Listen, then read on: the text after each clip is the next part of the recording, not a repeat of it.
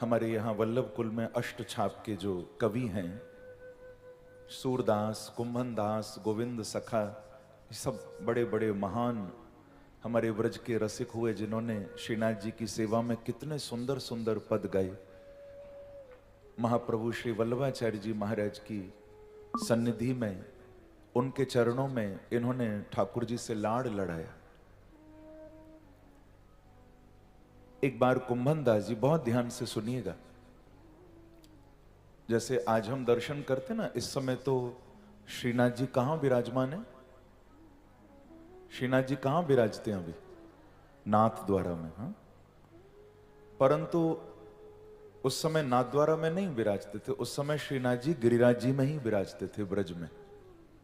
वो तो फिर उन मुगल आक्रांताओं का जब इतना आतंक बढ़ा, तब श्रीनाथ जी को फिर गिरिराज जी से नाथ द्वारा लेकर आया गया।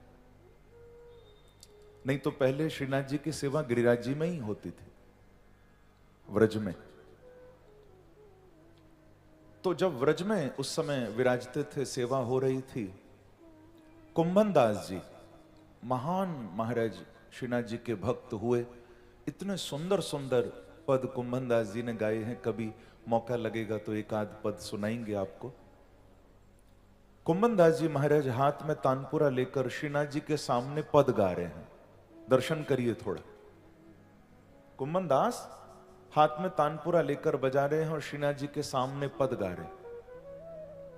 उसी समय एक व्यक्ति भागता हुआ आया और आकर बोला, कुंभनदास तानपुरा फेंको, घर चलो।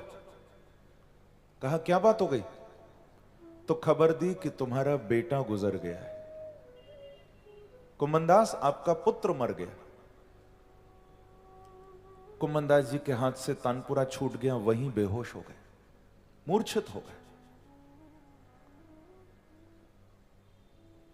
वल्लभाचार्य जी के ज्येष्ठ पुत्र गोसाई विठलनाथ जी आए अंदर सेवा छोड़कर, और सभी मंदिर में इकट्ठे हो गए। कुंभनदास जी को पानी डाला, मुख पर उठाया, जगाया। जब होश आया तो झरझर आंसू बह रहे हैं। सबने पूछा कि कुंभनदास जी, अरे हम समझ सकते हैं आपका दर्द, बेटे की मृत्यु हो गई इसीलिए रो रहे हो, हम समझ सकते हैं पीड़ा, यही संसार है, अपना चला जाता है तो रोना पड़ता है। तो कुंभनदास के शब्द थे कि नहीं नहीं महाराज, मैं बेटे के जाने के लिए नहीं रो रहा है। बोले फिर क्यों रो रो कर बेहोश हो गए? तो कहा कि मुझे पुत्र का शोक नहीं, मुझे दुख इस बात का है कि अब मैं सूतक लग जाएंगे, श्रीनाथ जी का पद गाने उनके मंदिर में सेवा देने नहीं आ पाऊंगा। अब तो 10 दिन का अशौच हो जाएगा, सूतक लग जाएंगे हम, मैं ठाकुर जी के चरणों में दर्शन करने नहीं आ पाऊंगा। ये सोचकर मैं बेहोश हो गया। देखो,